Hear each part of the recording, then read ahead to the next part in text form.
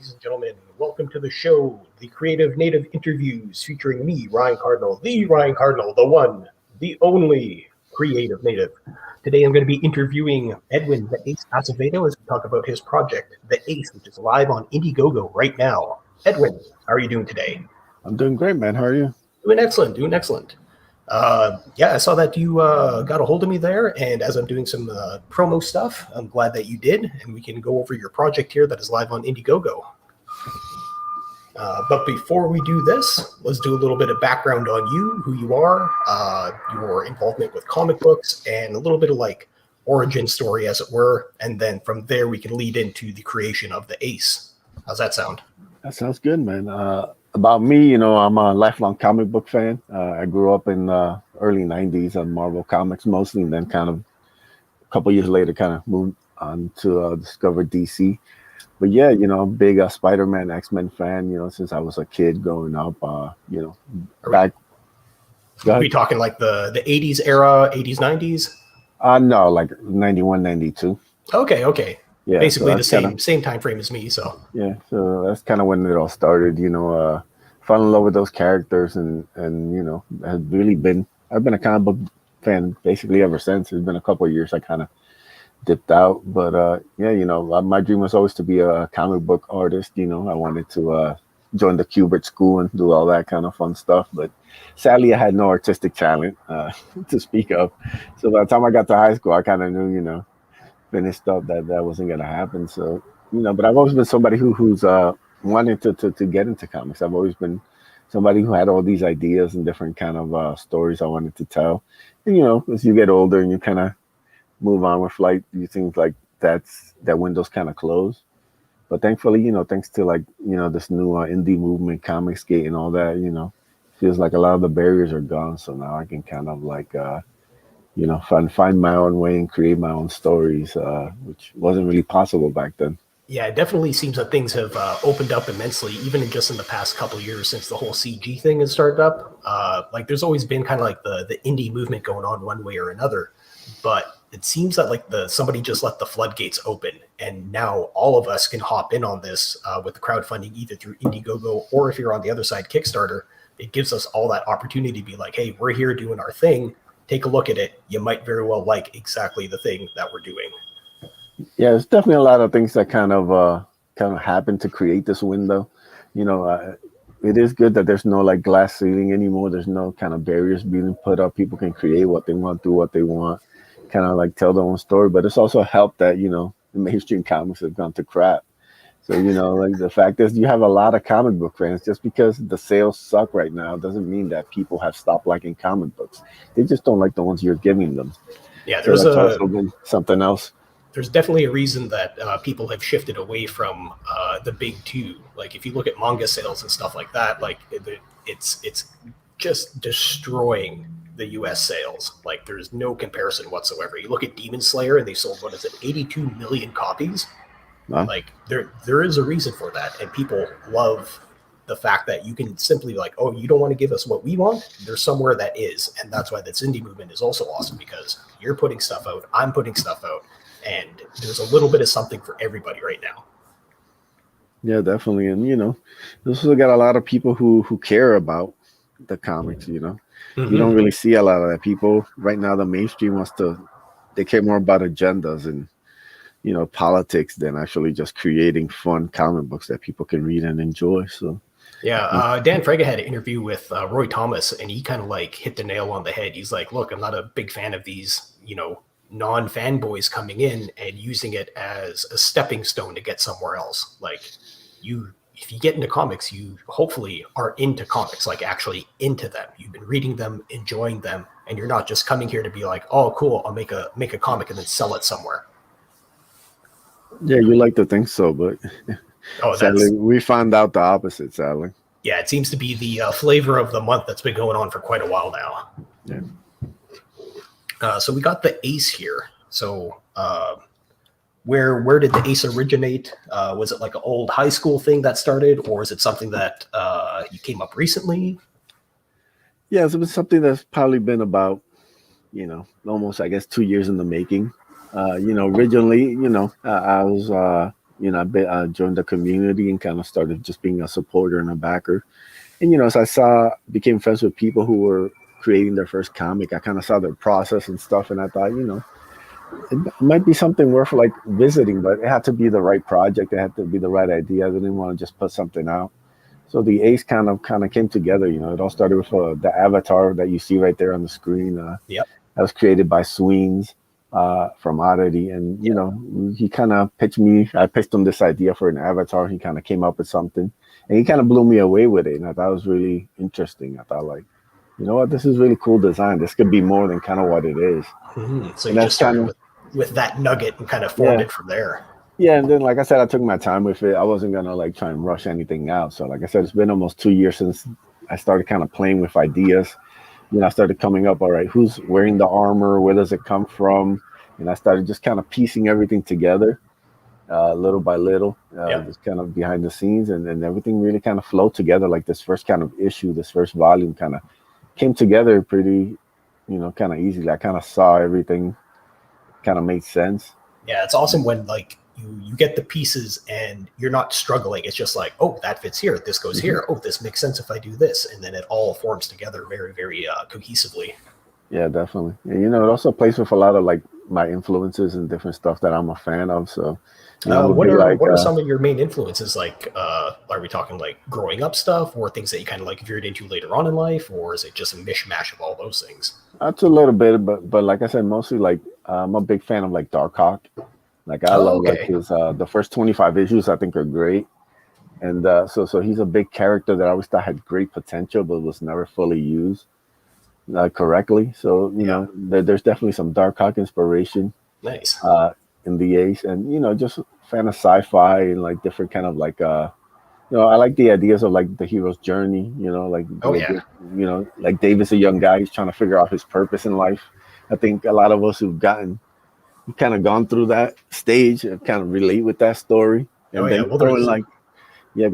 I was going to say there's a reason why it's a staple in storytelling. Like it's a timeless classic for a reason. The journey, Yeah, and also you kind of mix that with like the fantastic kind of stuff. This guy with alien armor fighting a giant bounty hunter shark guy. Yeah. So you mix like both of them together, and it makes for like a fun idea. So as we see here, we got the Ace in his armor and the shark guy. So are they like mortal enemies, or are they just kind of like crossing paths as they're both on the hunt for something? Basically, when the story takes place, David has found the armor. He's had it for a couple months. He's kind of figuring it out, but he doesn't really know kind of the real origin or purpose behind it. It's just something that he's kind of has and discovered. And the thing about David in this world is, as far as he knows, there's nothing remarkable about it. He lives in a normal world. There's no aliens, there's no superpowers, there's nothing. So like when he gets the armor, he probably assumes it's probably some sort of like government technology or something. Yeah, he thinks it's of this world. Yeah, so he's kind of laying low with it. And then once Akula shows up, he basically shows up at his front door, wanting the armor for himself, and that kind of changes everything. He's like, "What the hell is this thing?" He's like, "Okay, now I got to deal with something." Yeah, but there are kind of more like backstory elements to that. That we kind of play around with. Is I'll touch in on what David was doing during like the time, he had the armor, and then he meets Akula. So there are some things that you'll kind of get to know a little later.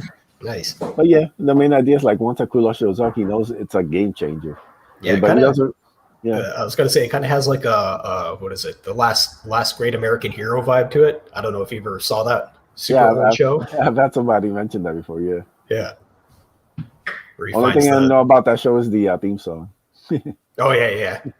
It's kind of funny because like he found the quote unquote superhero suit, which is alien tech, but there was supposed to be a helmet with it that he never got. That's why whenever people fired bullets, he always covered his head like this. That's fun. Yeah, so we got interior artwork by Canales. Mr. Famous. Yes. He's busy working on other books. This is he did the Ace for me, and this is actually only the second book that you actually see him get colored. So This is a treat. Most of his books are either black and white or gray tones. Yep. But I think like his stuff really pops when you see it colored. And is that Tio Gonzalez doing the colors on this? Yep. Or From nice, Brutus. Yep. Yeah. nice. Yeah. Theo did a great job. They really, I was looking for different colors and stuff. I tried a couple out that didn't really hit kind of how I wanted, and reached out to Theo, and he sent me the first page back, and I was like, boom, you're it. You get it. Nice. Yeah, it's always tricky when trying to translate something into color and get that like proper look, that proper vibe for it. Because Yeah. if you don't hit it and you run with it, it's not on the best foot forward. So, but yeah, this is looking great.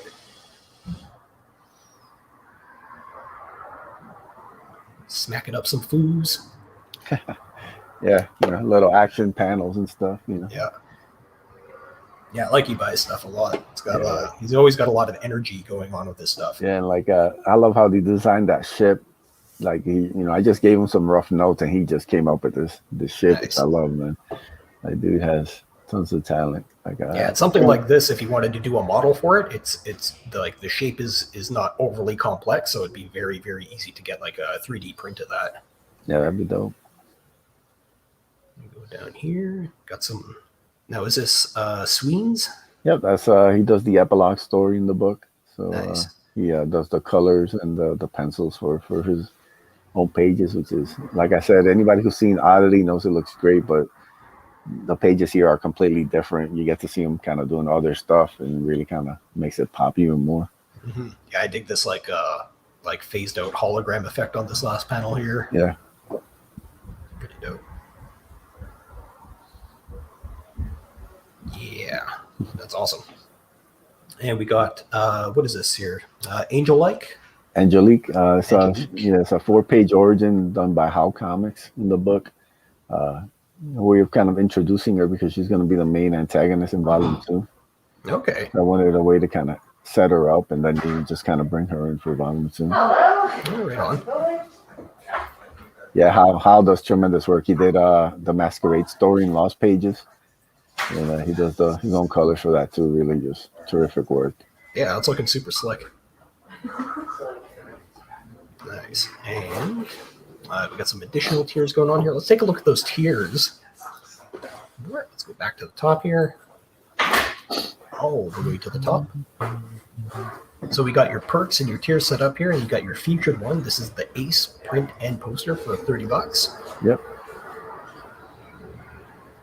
And I assume that, let's see, that's the poster that's down below, right? Yep. The print is from Mike McMahon from U.S. Assassin, colored by Sim. It's a comic size print, so nice, beautiful artwork there. Then you have, the Hardline Jam Piece posters, 11 by 17 folded poster. Is that picture down below as well? Yep. Let's take a look at that. There it is. Nice.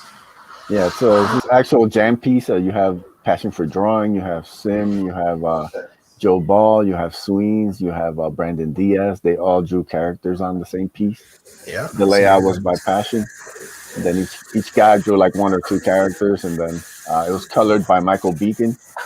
Oh, yeah. And then when you see the full thing, it's actually lettered and everything, and so that's done by Adam AF. So we all really kind of came together to kind of put this like unique piece together. And that's only going to be running limited time. I'm not sure exactly how long yet, but it's only going to be limited. It's not going to be, we're not going to be offering this, throughout for too long. So you'll be able to get that in the featured tier and as well as a separate separate tier as an add-on. You could also get it as a separate, and then you could also add on like the other features like the book and the print and stuff before checkout. Very cool. And just the standalone book, $15 right there. That's awesome. Let's pop this up right here. There we go. And Ace Plus book and print.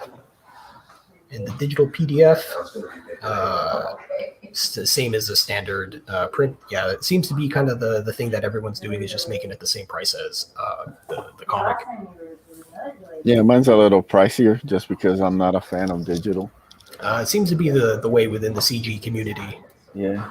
Yeah. So, they'll offer it, but so like I think the real emphasis is to get the physical. Exactly, and I also get it too from the standpoint of somebody's like overseas and they don't want to fork out the cash for that. Right. Having this as an option is always great, but they also got to understand too. I assume that this is going to be out later, just because you got to ship everything out first. And you want It'll be backers to get the stuff. near like the back end. Yeah, exactly. But, hopefully we'll get everything. It won't be too delayed, so it'll still be reasonable. Yeah, and it's digital too, because as soon as they get it, they got it. So Yeah. Awesome. And you got some cards. Yeah, we have a couple colored sketch cards by Passion for Drawing. I think 2 of them sold out, so there's 2 left. Nice. You have one with David without the helmet, and then you have Angelique one, which I think is great. Colors really pop on those, and definitely, if you're a fan of Passion for Drawing and his colors, you definitely dig that. And he's still working on Doom Fate. Doom Fate's shipping right now. Oh, that's awesome. Yeah, so I think he's like halfway done shipping, if I remember correctly. So it's about so people are getting packages out. All right, we got the two copies. First, yeah. It's kind of like the buddy up combo. The original art, nice. Yep, by Canales. I think there's only one other campaign that actually has his original art. So. Oh, really? Yeah. So this is A4 paper. It's a 9x13. Yep. About right from Canales' own notebook. So. That's awesome. Right from the man himself. Very cool. Yeah, anybody who's an art collector could definitely hop on that, because like 125, that's a steal. It's a complete steal. Yeah, the rest are just the other sketch cards. We had some by Joe Ball who sold out. Had a couple by Michael Beacon which sold out. Then we also sold like the Mike McMahon original art for the print. That sold out. Look at that, going like hotcakes. All right, so thank you to everybody who's backed it. That's awesome. Let's take a quick look at the trailer here. See if I got the audio on this. You got the audio going on? Yeah, I hear it. All right.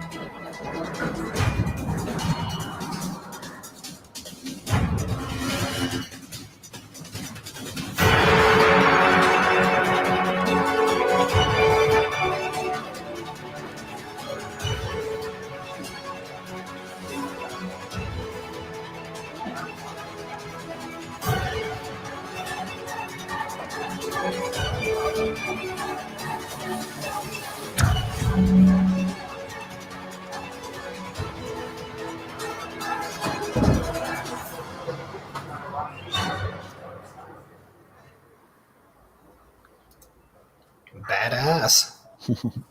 Yeah, it's a great trailer by Red Gaze. Red Gaze put out dope trailers left and right, so definitely knows what he's doing. Definitely. So currently, as we stand, we have 97 backers. And how long do you have the campaign going for? It's been about 9 days now.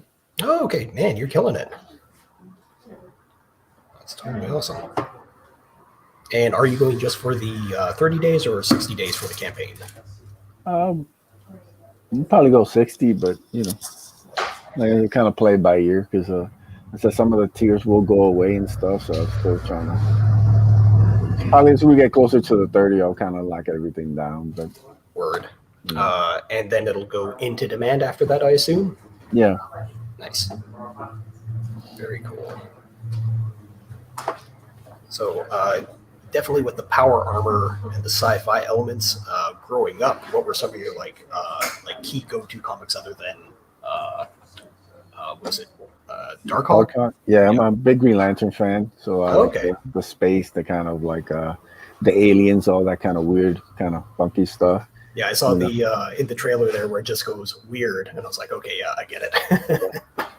yeah, it's a little mix of everything. It's kind of like you have like this kind of normal Earth, and then you kind of get introduced to like the kind of really weird kind of stuff, and it's all about kind of discovery and going on a journey. And I like the ability of just being able to create different characters and different kind of races and all this kind of stuff. Like I said, you have the two characters that you're mainly introduced to in the book. You have Kula, and then you have Angelique. It's like very kind of different worlds, different parts. Yeah, you got that kind of like angelic and devil vibe going on. That's going to be introduced later on, I assume. Yeah, you're gonna, I call the little short stories, basically like origin stories, like basically like almost like a dark fairy tale, almost. Mm-hmm. Kind of just sets up something. Like I said, it just gives you like a teaser for it, and then as we go on, in future volumes, you'll kind of get some deeper backstory and stuff. And for the book, how many pages is the book in total? It's 32 pages, 28 a story, and then we also have like a fan art section. I'm starting to like get on the way of finishing up right now. Nice. And are there any plans to extend that if you hit any of the stretch goals, or? Uh, Depends. I mean, I do have a 4-page story that I could add, Okay. but we'd have to really kind of get up there for me to be, have it colored and do Oh that whole yeah. thing, you know. But yeah, there's like I said, I also have some other things. Even like when we hit those stretch goals, there's actually have more stuff that I could actually add on if we pass those stretch goals, and that's really cool art and really people will dig. Yeah. Had to like kind of streamline that. Didn't want to go too deep. Yeah, you don't want to overpromise Yeah, because shipping is always a pain in the ass when it comes to these things. yeah, everything here is pretty manageable for like the amount of money that would be raised. So Yeah, and you yeah, just hit yeah, the 4K stretch goal here with the 6 a.m. comic sticker. yeah. That's the next one. We just hit the Angelique trading card. That image up there Yep, by Doodle Bags, colored by Passion for Drawing. So all backers get that. nice, Then up next is two 6 a.m. stickers. We get Akula and the Ace. nice. Yeah, 6 a.m. He's also making the rounds with everybody in his awesome sticker work here. Yeah, I think I'm one of the last ones who got in, so very fortunate. Yeah, before he got too slammed with work. Yeah, now he's back to working on Starfight. So Yeah, and then next up we got this one here. Oh, nice, another two yeah, pack sticker. yeah, it's Angelique, and then like another alternate, kind of more like the Mike McMahon print version Yeah. of the Ace. So with the armor, obviously we'll find out later on. But does the armor shift and change, or is it just like a very very static, iconic style armor? Uh, you kind of have to watch the story to Oh yeah, see get the answers to everything. But I'll oh yeah, just say everything that you see, is there for a reason. So yeah. whether it plays in now or plays in down the road, it all kind of fits in. Nice.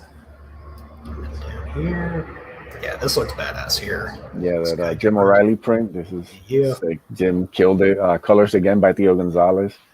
You see, like his variety. He does the colors for the cover by Donald DeLay. Then he does work for Canales, and now he does that print for Jim O'Reilly, man. So I love working with that dude. yeah, man, that looks awesome. Yeah. So hopefully, Uh, if we get kind of closer to, I'll release the full piece so people can really see it. It's even better. I had to crop it out a bit because of Indiegogo's image kind of yeah, features. yeah. I know it can get a little janky if you put it too Yeah. big. So And then down here, yeah, that's the last one. That's the little sexy Angelique print. You got to give the people what they want. I always say. oh yeah, Yeah, so it's a all about beautiful, that AAT. beautiful, sexy print. So That's awesome. Well, it's good that you got a nice batch of stretch goals there. and you're already like knocking some of them out of the park. That is totally awesome. And beyond the Ace, do you have anything planned for the future? Any other of your stories that you've been working on? Yeah, I'm working on a bit of like an anthology kind of different kind of story ideas that I've had.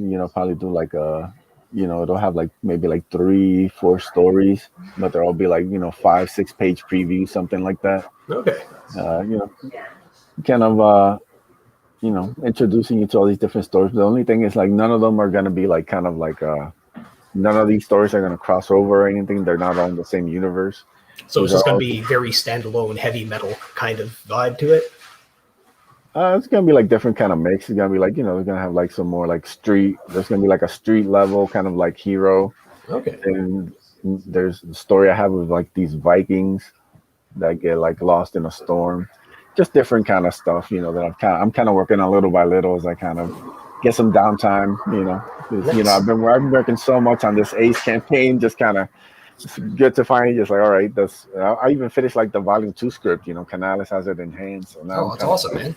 yeah, so now I'm just like, all right, I can kind of breathe a little bit, push the campaign, and then on the side, I'll work on some other little stuff and kind of Yeah. put together it might be like an ash can, maybe Cool. just something simple, just kind of like, it's not going to be anything too crazy. Yeah. But just trying to get some more stories out there. Hopefully people will dig them, and then you can kind of do like more full versions of the stories, kind of pick up where they kind of end. Yeah, it's good to have those like the anthologies out there as like samplers, and then you can Yeah, get some feedback what people really enjoy when they read those. exactly. So it's a way to kind of test out the waters and see what kind of people dig. And Exactly, because you don't want to, some people are really gung ho. They're like, I'm going to put everything into this one yeah, particular project, and it works, and sometimes it doesn't. So, nah, like I already went all in with the Ace. I'm still all in with the Ace. So oh now yeah, man. we're just gonna tease some of the other stuff. We're gonna see if people like it, then we go further. If not, then we could always revisit it later on, Yeah. rework on it. Well, it's one of the awesome things with this whole crowdfunding and indie comic book things that CG's got going on is it allows the flexibility to be there. Like if you are the creative type that likes to hop around, you can do that. And then that way you're just not limited to the one creation, which I fall into that category. I have the one big thing I'm pushing, so. Yeah, but I mean, everybody's different. Like I said, Oh, I exactly. I grew up on like all the kind of different kind of takes on comics and stuff. So like, I wouldn't mind kind of messing around with a couple. But to me, like the main thing's always going to be the Ace. Like I have all these different stories and ideas and like outlines for future kind of stuff with each character and stuff. So I really want to get all in on that. But like I said, it's always good to have something kind of else that you can work on. So if you can drive yourself nuts, kind of overthinking everything and trying to rewrite and write, and Yep. at some point you have to let it breathe, and then you That's can revisit it. exactly. Mhm. So for the Ace, seeing that you have 2 issues on the go, what is the extent of the series? Do you plan on making it like a mini series or just an ongoing, continuing thing? Yeah, man, I would love to make it an ongoing, put out one a year, and just continue to tell. Like I said, there's a lot of story, a lot of things places you can go. You can just kind of scratching the surface with the different characters that you can introduce. So yeah, I would love to kind of be able to put one a year and keep it around the same like length. Would be like 28 to 32 pages, and just kind of put one out. Something that's a little more manageable as far as like workload for artists and stuff. And Kind of more along that European model. yeah, And well, it's awesome that you have eBay locked in for the second issue already. So that yeah, way it has that nice consistent look for it for issue 1 and issue 2. definitely. That's awesome. Yeah, I literally I dug where we're kind of taking it for the next one. So it's just like I said, it's just fun to kind of get these out, and it's good to see that people are kind of showing support and then kind of getting behind it. So Yeah. Well, with everybody in CG, everybody definitely seems to me be too. more than willing to help each other out, which is awesome. Yeah, it's great. Yeah, that ship design's pretty fun, man. Yeah, something like this can easily be 3D modeled. Yeah, that would be real nice. Yeah, we need more of those guys in CG. We need couple of 3D guys making stuff.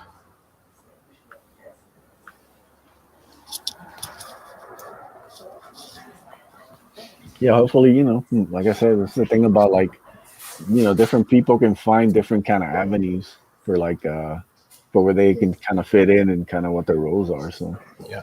I said people there's need to be a little more everything, there needs to be more artists, more colorists, more letterers, you know, more Yeah, anchors, we can't let whatever. poor Eric Weathers do everybody's Yeah. letters. Yeah, that gotta have variety, you gotta have different people who have bring different skills to the table. Yep. Well, that's one of the reasons why I started doing the show. Is also just to put the hand out there to other creative people, artists, like musicians, 3D artists. I'm going to be talking with other tattoo artists, just to kind of spread out the wings, so we're not just isolated into that CG bubble. So my whole plan is to start pulling more people from outside of the world into the world and see how any kind of cohesion happens that way. And hopefully there's a little bit of crossover. Yeah, you kind of have to dip in different areas and kind of see where the crossover is, and hopefully kind of grow the audience and get those eyeballs. That's what it's about. It's a lot of campaigns, a lot of stuff. So it's good to just get different eyeballs on. You never know who's watching, who's looking for what. Oh, exactly. Get sales from anywhere. So yep. Yeah. The more that you're out there, the more chances that you have. Yeah. That's awesome. So with your other projects that you have in mind, do you have any like teasers that you can give, or is it just kind of all of the works in the back burner right now? No, it's just kind of early kind of like creating different character designs, just kind of like laying the groundwork. But like I said, I'm excited about this kind of street level hero, and I'm kind of working on kind of like a cross between kind of like different kind of like vigilante kind of types, kind of like an Arrow / Daredevil, kind of like a mix with some Punisher, kind of a little more brutal. All right. Yeah, so I've kind of really started to deep dive onto that now, and like I do have this fun Viking idea that I'm kind of putting together. So, like I said, I think the anthology and kind of setting up everything is probably the best way to go. So I can touch on each one, and then I don't have to go like a full all the way in. So I can just do these little previews and then kind of see where everything lands afterwards. Yeah, that is awesome.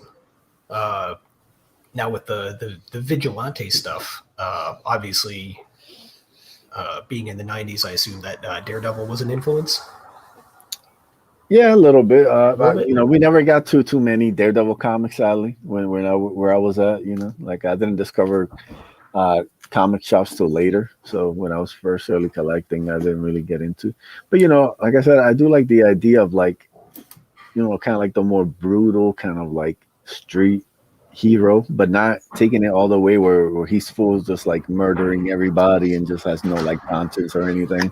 So like Shadowhawk where he's like breaking spines. No, I love Shadowhawk. Like it'll be as brutal as Shadowhawk, but only for the people who deserve it. Okay. Yeah, so it definitely is brutal, but so like wanted to kind of play with like the morality a bit, give him more of a code. Like I said, I like the idea of like I kind of like what Arrow set up the first like 2 seasons. He kind of lost his way after that, but this guy who had like a clear kind of a clear path of what he wanted to do. Exactly. He kind of knew where everything was going, so you can kind of understand what he was doing. You can kind of follow him on his journey because you knew that he was doing it for the right reasons. So yeah, you like basically the idea of this guy trying to basically clean up this town that's kind of gone to hell. Like he went away, and then when he came back, he realized, these criminals and all these scumbags had taken over. Yeah. And the police needed help, and he doesn't know how to. He only knows kind of one way how to help. Yeah. So yeah. I'm sensing kind of like a Roadhouse vibe going on. Yeah, there's definitely gonna be action packed. There's not gonna be a lot of long dialogue conversations about pondering about whether is this right, is this moral, You know, it's not, I mean, there's gonna be no CW asides on this. You know, it's just gonna be a guy who's clear about it, what he's here to do, and you kind of go along with the ride for him while he faces He's these. going in and wrecking shop. Yeah, like I said, it's like you know, I'm also like a big influence would be like Streets of Rage. I'm a huge Oh, Streets okay, of Rage okay. fan. Yeah, So nice the beat 'em idea of ups. these, yeah, the guy, you know, Axel and his crew going beating up all these bad guys, cleaning up the city. Yeah, I like the idea, but you know, this guy doesn't have like a crew or anything. It's just solo. he's just a one man wrecking Yeah, crew for. he's good enough to, you know, he also kind of play with that '80s trope of like the one man kind of machine and all, you know, all that kind of fun stuff. Just kind of One make, man enters town, yes, you one know, man leaves town, kind of thing. yeah. So just kind of play around with all those kind of little things that you know I grew up on and I enjoy. I'm trying to make like a fun kind of hero. Yeah, man, you gotta find those things that you're always gravitating toward, and if you can pull those out and make it work, and especially when it's like it flows from you, that's when you know that you're onto something. Yeah.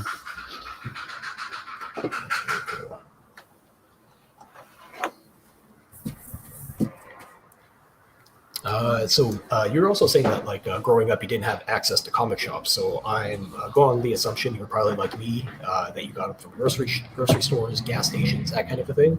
Yeah, there's this like a little corner store. They used to get like all these like Marvel comics. They had a pretty good collection considering everything. Like I said, Yeah, there's a man, I lot. remember back in the day too. Like it was like you could literally go into almost any kind of grocery store or gas station, and there was a nice solid selection. Yeah. So you know they had a nice like X-Men, Spider-Man comics. They had like the C-list books like Darkhawk, Sleepwalker, Yeah, and then they'd have like Ghost Rider or Fantastic Four. They'd be like they usually get like a you know a good lot of little mix every couple of weeks, and he yeah, would kind of rotate it out until they sold out. And you kind of had to go there. You know, I would check yeah, often after I found out what the schedule was. I started like tracking it down every yeah. week. I'd go there just to see like, all right, you got anything new? Oh, dude, I was the exact same thing as a kid because once I found out there was like an actual like weekly schedule of them Yeah, doing this stuff, like I'd be because like I lived 40 minutes away from anything. So if somebody was going into town, I'd be like, "Oh, you got to bring me with you," and they're like, "Why? You were just here last week." I was like, "Oh, there's new comics. I gotta I gotta see if there's new stuff." And yeah, at one point I was just like, "How am I collecting all this stuff?" You know, like I'd have all these comic books. I don't have this money. Where am I getting this from? But it was just me like digging in couches and like doing little odd jobs like, hey uncle, I'll do whatever, do you need me to like clean the car or something? And he's like, here's $5. Like, yes. yeah. No, I mean, you know, you're talking about like $1, maybe 125 each. Yeah, You know, that was doable. You know, like yeah, I remember also collecting, what was it, the old classic Spider-Man tales, because they were only 95 cents at the time, and I was like, oh, this is awesome. yeah.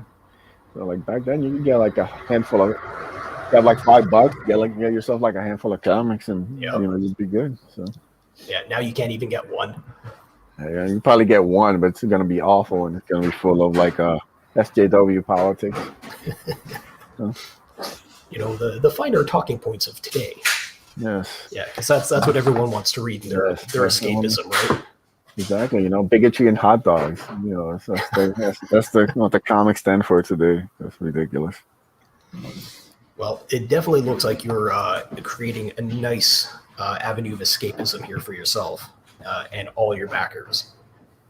Yeah, man, just want to tell some fun kind of classic stories. And, you know, well, another kind of like the things that kind of inspired this was really like, I don't really see kind of these books be made. I don't think they've really been made probably the last 10, 15 years. I think DC tried it a little bit with the New Age of Heroes, you know, but they really weren't willing to go all the way in like I think they should have, because I Yeah, think they had some really good characters and stuff. But you know, they started changing up like the artists like 4 or 5 issues in, and you gotta, you know, if you're gonna create a new hero, you gotta, you know, you're gonna sell like Tony Daniels art. You know, you gotta sell Tony Daniels art for 12 issues, not yep, 4. You know, yep. so yeah, Yeah, you so definitely need to have the same artist on the run just so people understand what's going on. yeah. Once you kind of establish them for a year or two, then you can kind of maybe play around and try different guys. But Yeah, you know, like I said, like they're not really dedicated to bringing these kind of stories anymore. So yeah, they kind of have to play it safe. It's like creation by committee now. that's Which awful. Yeah, it definitely kills the vibe of let's do something crazy. Like this right here, you have like, you know, some crazy shark bounty hunter guy gnawing on some dude's head like that. Yeah. You know, there's no like no barrier there. You know, just create what kind of feels right in the story, and then you can make it and design it however you like, and nobody's looking over your shoulder telling you, "Oh no, she's too curvy, she's too this, you know, it's too that." Let people create, man. Yeah, well, it definitely seems that where's that card? There she is. Yeah. Ain't nobody telling you the bag, so I have to start making curves.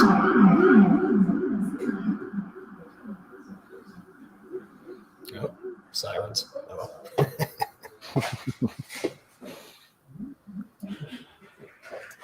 Now, with the Angelique character, are there going to be any more of them showing up, or is she just like the one of her kind? There might be more. Like I said, A gaggle of them. you know, like I said, there's a reason when you look at the images, you see like the one who has the actual angel wings, and then you see Angelique has these metal wings. The There's like a mecha reason. wings, yeah. Yes, there's like a reason for that storyline cool. wise that'll kind of play out as more things are revealed. Nice. Yeah. Like I said, I've had time to really kind of work on a lot of this kind of stuff and where characters are going and different kind of, you know, building up different backstories for each one. Like I said, there's some stuff in the future with Akula that I really want to have fun with.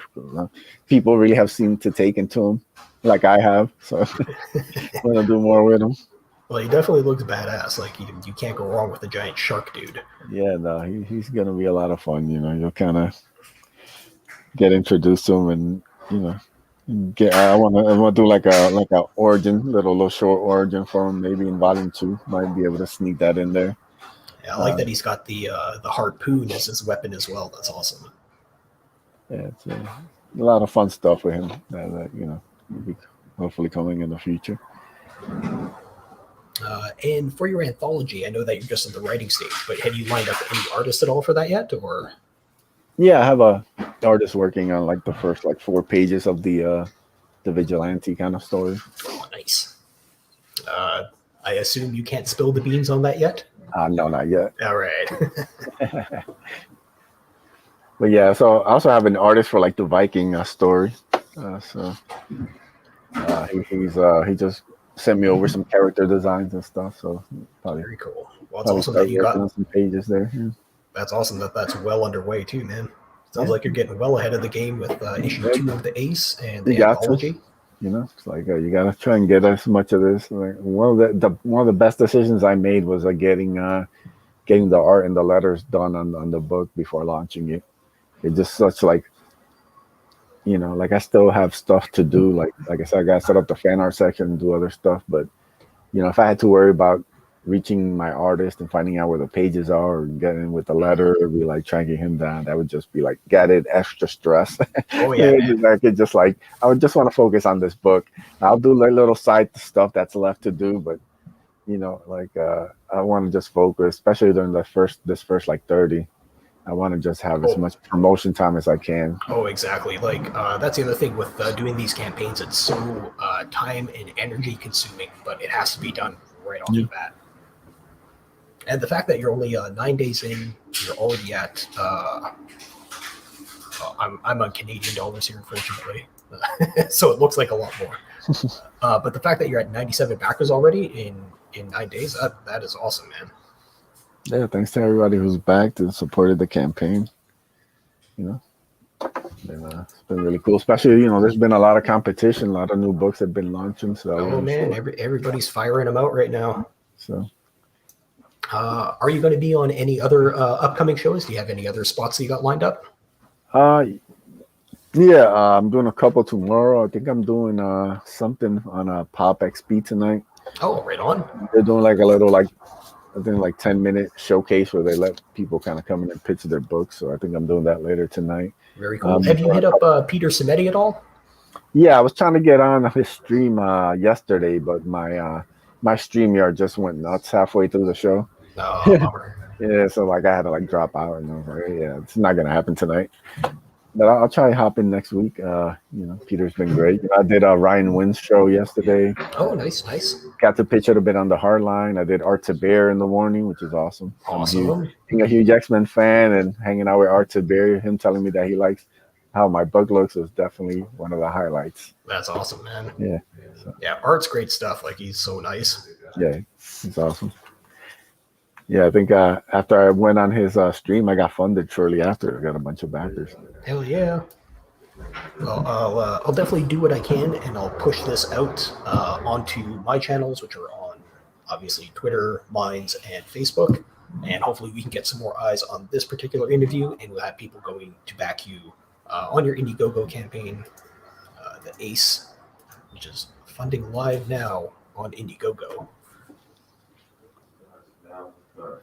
Because just like everyone else, we got to try and help each other out here, and I'll do what I can with what I got here for you. So, yeah, man, I appreciate it. Like I said, it's all about just kind of getting out there. It doesn't really matter the platform to me. I just like coming out, spreading the word, hanging out with cool people, and just trying to make this thing happen, man. Exactly. You got to treat like every interview like the old Stan Lee approach. It's everyone's first interview and introducing the characters and all that kind of stuff. Yeah, like you never know who's watching, you never know who's listening and stuff. So, like I'm here, I'm on Twitter, I'm on Minds, I'm on Facebook, anywhere that there are people, I'm posting, trying to get eyeballs to the book. So, and all those places on your social media, is it just is it all under the same handle? No, on Twitter I'm at Edwin Aces. On Minds I'm at Drawing Aces. I'm also Drawing Aces on Facebook. So yeah, go find me there. All right. And also check out my YouTube channel, Drawing Aces. Do some cool streams, Friday nights, pinch stream. Sunday night movie stream. Nice. Yeah, I'm trying to do my part. Now, was I on Drawing Aces a long time ago with Doom Fate and you? Yeah, Passion. You were on. Yeah. Yeah, it all becomes a blur after a while, It does. Yeah, it feels like 2 lifetimes ago. The way everything moves, Yeah, I had Sim on yesterday, and we were talking about that because literally like a year and a half, 2 years ago, we're like, oh, we should do a stream together, and it just happened yesterday. So, but yeah, it's it takes a while to get certain things rolling, but I'm glad that I'm able to now doing this, get everybody on that I can. Slowly booking up with a bunch of guests.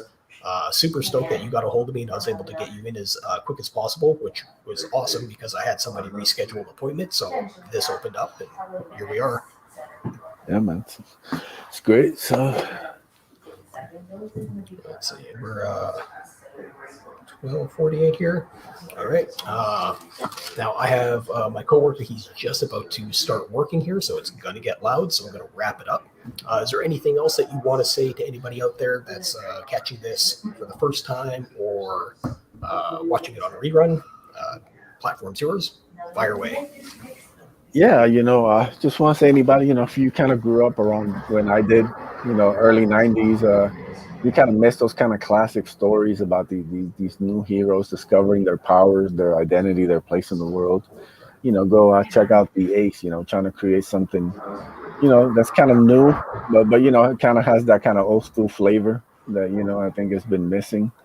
We kind of give it the contemporary shine. So, I think David's an interesting character. He's got to have an interesting story. He's going to go on some fun adventures with some cool characters. So, yeah, go check out the Indiegogo. And if you can't support it financially for now, please share the campaign. Like I said, I'm not on every social media platform. So if you're on a different one and you can share it out, just help spread the word to any comic book fans out there. Let them know the Ace is live on Indiegogo for the next 20 some days. And I'm on it. Right on. That sounds awesome. Yeah, and anybody who's out there, please hop on to Indiegogo, check out the Ace. And if you can't, like you said, like, comment, tweet, share as much as possible. That's how we get this out to other people. That's how other people can find us and find these projects that we want to sponsor, enjoy back, and get them in our hands. I'm Ryan Cardinal. I'm the creative native. I'm the creator of Caius, A Story of Blood and Stone, which is also going to be on Indiegogo this year. If you want, you can sign up onto that. The mailing list is live right now. Description for the ACE is in the, or link for the ACE is in the description below. Please feel free to follow that. Edwin, it's been an awesome time hanging out, and I hope that we get to do this again real soon. Yeah, man, definitely. All right. Until then, that is it for now. I hope everybody has a wonderful day, and peace out. Peace.